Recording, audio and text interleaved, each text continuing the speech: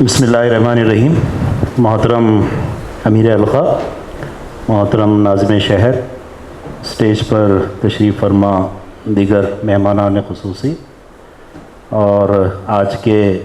اس بہت ہی اہم سیشن میں شریک محترم و معزز شرکائے سیشن، السلام علیکم ورحمۃ اللہ وبرکاتہ۔ زکوٰۃ سینٹر انڈیا ایک رجسٹرڈ ٹرسٹ ہے، ایک رجسٹرڈ باڈی ہے جو اس ویژن کے تحت الحمدللہ قائم کی گئی ہے انڈیا میں، اور اس کے بعد الگ الگ مقامات پر انشاءاللہ یہ قائم ہوگی کہ ہم چند سالوں کے اندر مسلمانوں میں جو زکوٰۃ لینے والے لوگ ہیں انشاءاللہ ان کو زکوٰۃ دینے والے لوگ بنائیں گے۔ ویژن کی کلیئرٹی بہت ضروری ہے، اور ویژن کبھی کبھی ہم کو ایسا بھی رکھنا چاہیے کہ جس وقت ہم اس ویژن کو لوگوں کے سامنے رکھیں تو لوگ اس کا مذاق اڑائیں۔ یہ ہمارے نبی کریم صلی اللہ علیہ وسلم کی سیرت سے یہ بات شاہد ہے کہ جب آپ نے عدی بن حاتم، جو کہ اس وقت تک اسلام قبول نہیں کیے تھے، بہت بڑے قبیلے سے ان کا تعلق تھا، بہت رچ تھے اور بہت معروف بھی تھے، تو ان سے جب نبی کریم صلی اللہ علیہ وسلم کا مکالمہ ہوا اور آپ نے اسلام قبول کرنے کی دعوت دی، 3 مرتبہ آپ نے بات کو دہرایا اور اس وجہ کا بھی تذکرہ کیا کہ عدی میں جانتا ہوں کہ تم اسلام قبول کیوں نہیں کر رہے ہو، اور وہ وجہ نبی کریم صلی اللہ علیہ وسلم نے یہ بتائی کہ تم دیکھ رہے ہو کہ اس وقت مسلمانوں کی صف میں بڑے ہی کمزور اور مکہ کے ریجیکٹڈ لوگ ہیں، لیکن عدی اگر زندگی نے تمہارا ساتھ دیا تو یہ دین قائم ہوگا، اور آپ نے 3 پیشن گوئیاں اس موقع پر پیش کی۔ اس میں ایک جو پیشن گوئی تھی وہ یہ کہ ایک وقت آئے گا کہ اتنی دولت کا ریل پیل ہوگی کہ زکوٰۃ لینے والا کوئی نہیں ہوگا۔ تو عدی بن حاتم رضی اللہ تعالیٰ عنہ نے اس بات کو پھر بعد میں دہرایا کہ 2 پیشن گوئیاں تو کمپلیٹ ہوئی، اور یہ جو تیسری پیشن گوئی ہے کہ زکوٰۃ لینے والا کوئی نہیں ہوگا، وہ بھی انشاءاللہ کمپلیٹ ہوگی۔ اور جو 2 ویژن کی چیزیں نبی کریم صلی اللہ علیہ وسلم نے شیئر کی تھی وہ بھی بہت امپاسبل لگتی تھی اس وقت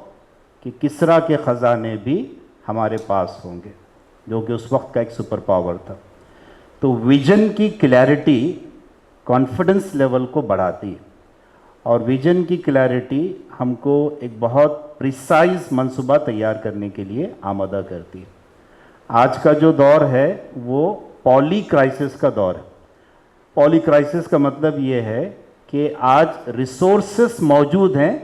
لیکن ریسورسز کو انسانوں کے پرابلم سالو کرنے کے لیے استعمال نہیں کیا جا رہا۔ دولت کی آج کمی نہیں ہے۔ دنیا کا پہلا ٹریلینر 10 سال کے اندر دنیا کے منظر عام پر ہوگا۔ ٹریلینر اس آدمی کو کہتے ہیں، 1 ٹریلین کا مالک، کہ جو اگر 1 سیکنڈ میں 40 روپے خرچ کرے تو اسے 850 سال لگیں گے اپنی دولت کو ختم کرنے کے لیے۔ تو دنیا کا پہلا ٹریلینر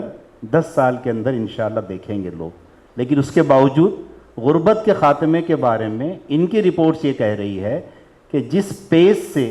اور جس سنسیریٹی کے ساتھ، سو کالڈ سنسیریٹی کے ساتھ کام کیا جا رہا ہے غربت کے خاتمے کے لیے، تو 230 سال لگیں گے تب جا کر غربت کا خاتمہ ہوگا۔ تو ہمیں آج کے اس دور میں، جیسے کہ ڈاکٹر صاحب نے بھی یہ بات اس موقع پر فرمائی کہ بہت کرائسس ضرور ہے، بہت ٹف سچویشن ہے ملت کے ساتھ، لیکن ہمیں ان حالات کے اندر بھی خدشات پر گفتگو کم، امکانات پر گفتگو زیادہ کرنا چاہیے۔ اور میرا یہ ماننا ہے کہ ملت کی تاریخ اس بات پر شاہد ہے کہ ہم نے کرائسس کے دور میں دی بیسٹ انسانوں کو دیا ہے۔ سب سے اچھا پرفارمنس ہم اپنی پوری تاریخ کا مطالعہ کریں تو اس وقت ہوا جب ہم کرائسس میں تھے، جب ہمارے ساتھ چیلنجز تھے، ٹفسٹ چیلنجز تھے، تو ہمارے جو قائدین تھے، جو لیڈرز تھے، جو کچھ کرنا چاہتے تھے، ان کے ذہن میں یہ خاکہ تھا کہ کہ ہم اس کام کو کمپلیٹ کریں گے, ہم اپنے ویژن کو کمپلیٹ کرنے کی کوشش کریں گے. تو میری امید ہے کہ انشاءاللہ زکوٰۃ سینٹر انڈیا جو ایک نیشنل لیول کی باڈی ہے, اور اس میں ہم نے یہ کوشش کی ہے کہ ملت کے اندر جو ریسورسز ہیں ہم ان کے ساتھ انگیج ہونا چاہتے ہیں. ملت کے اندر جو ہمارے ٹیلنٹس ہیں وہ ٹیلنٹس ہمارے نزدیک بہت قیمتی ہیں. ان ٹیلنٹس کو ضائع نہیں ہونا چاہیے, ان ٹیلنٹس کو ایک جگہ جمع کرنا چاہیے, ان کے ساتھ کنسلٹیشن ہونا چاہیے, ڈیسیزن میکنگ کا ان کو پارٹ بنانا چاہیے, انہیں اپنے ساتھ لے کر اپنے آبجیکٹیوز کو حاصل کرنے کی پوری کوشش کرنی چاہیے. تو جو کچھ بھی چیزیں یہاں پر طے کی گئی ہے وہ یہی کہ مقام کے اوپر ایک باڈی ہوگی, ہے نا, جو مانیٹرنگ کریں گی تمام چیزوں کو. یہاں کے بہت سارے پروجیکٹس زیر گفتگو آئیں گے, اور ان پروجیکٹس کے اوپر ایسا نہیں کہ ہم جذباتی فیصلہ کرنے کی کوشش کریں گے. ملت کو آج کے اس دور میں کئی چیزیں سیکھنے کے علاوہ جو چیز ہم کو سیکھنی ہوگی وہ بھی ہم کو نبی کریم صلی اللہ علیہ وسلم سے ملتی ہے کہ پروفیشنل جو ایٹیٹیوڈ ہوتا ہے, کمپٹنس لیول کو سامنے رکھ کر چیزوں کے ساتھ انگیج ہونے کی کوشش کرنا, جو سب سے بیسٹ آپشن ہو سکتا ہے ہمیں گائیڈ کرنے والا, کسی پلان کو ایگزیکیوٹ کرانے والا, اس کی سروسز کو ہائر کرنا, یہ اپروچ ہم کو اختیار کرنا بہت ضروری ہے. یہ کیسے؟ نبی کریم صلی اللہ علیہ وسلم کی زندگی کا اور اسلامی تاریخ کا سب سے اسٹریٹجک جو واقعہ ہے وہ ہجرت کا واقعہ ہے کہ نبی کریم صلی اللہ علیہ وسلم مکہ سے مدینہ کی طرف سفر کا آغاز کرتے ہیں.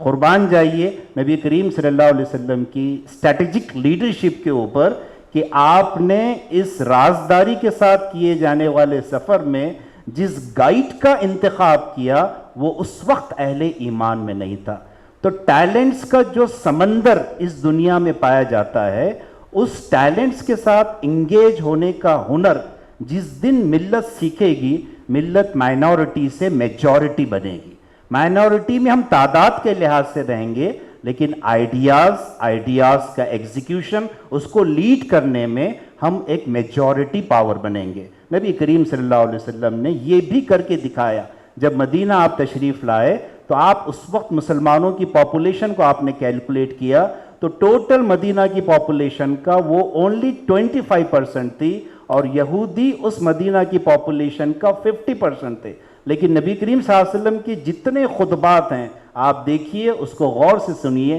کہیں پر بھی یہودیوں کو ایز اے تھریٹ کبھی بھی نبی کریم صلی اللہ علیہ وسلم نے نہیں لیا, بلکہ اب یہ 25% کے ریسورسز میرے پاس ہیں, اس کے باہر جو خیر پسند ہیں ان کے ساتھ ایگریمنٹس ہوں گے, پیکٹس ہوں گے, اور ہم ایک ویلفیئر اسٹیٹ کو بنائیں گے. تو یہ ویژن کی کلیئرٹی زکوٰۃ انڈیا کے اندر پائی جاتی ہے کہ ہم دی بیسٹ پروجیکٹ بنائیں گے اور ان پروجیکٹس کو ایگزیکیوٹ کریں گے, ایسے لوگوں کو اپلفٹ کریں گے جو آج زکوٰۃ لینے کی پوزیشن میں ہے, لیکن ہمارا یہ کانفیڈنس لیول ہے کہ انشاءاللہ وہ چند سالوں کے اندر زکوٰۃ دینے کی پوزیشن میں بھی آئیں گے. آخری چیز رکھتے ہوئے اور اس اہم انیشیٹو میں جو بھی ٹیم ہے ان کو قابل مبارکباد تصور کرتے ہوئے یہ بات میں آپ لوگوں کے سامنے رکھنا چاہ رہا ہوں کہ زکوٰۃ سینٹر انڈیا کی جو فاؤنڈیشنز ہیں اس میں ایک فاؤنڈیشن ٹرانسپیرنسی اور شفافیت ہے. تو انشاءاللہ پورے ڈیسیزن میکنگ پروسیس میں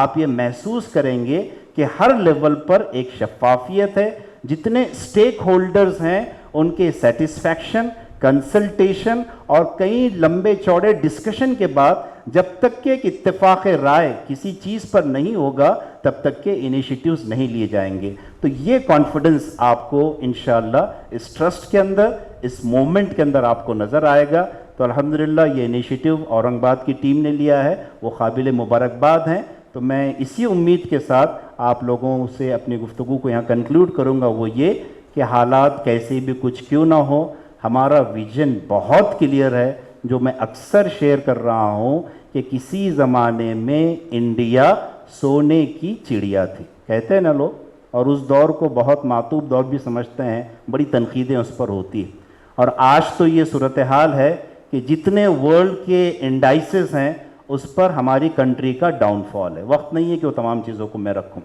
لیکن ان سب کے باوجود مومنانہ بصیرت کے ساتھ, کوئی جذباتی بات میں نہیں کہہ رہا ہوں, مومنانہ بصیرت کے ساتھ متقی بن کر اور ٹیلنٹس کے ساتھ انگیج ہو کر ہم ایک لانگ ٹرم جدوجہد کریں گے تو انشاءاللہ ضرور ہم اس ملک کو ایک ہیرے کی چڑیا بنائیں گے کہ یہاں معاشی خوشحالی ہوگی اور یہاں کے لوگ معاشی لحاظ سے بھی خوشحال ہوں گے اور اخلاقی غربت کا بھی شکار نہیں ہوں گے۔ تو ان نیک خواہشات کے ساتھ میں اپنی گفتگو کو کنکلیوڈ کر رہا ہوں۔ اللہ تعالی ہم سب لوگوں کی مدد و نصرت فرمائے۔ سبحان ربک رب العزت عما یصفون والسلام علی المرسلین والحمد للہ۔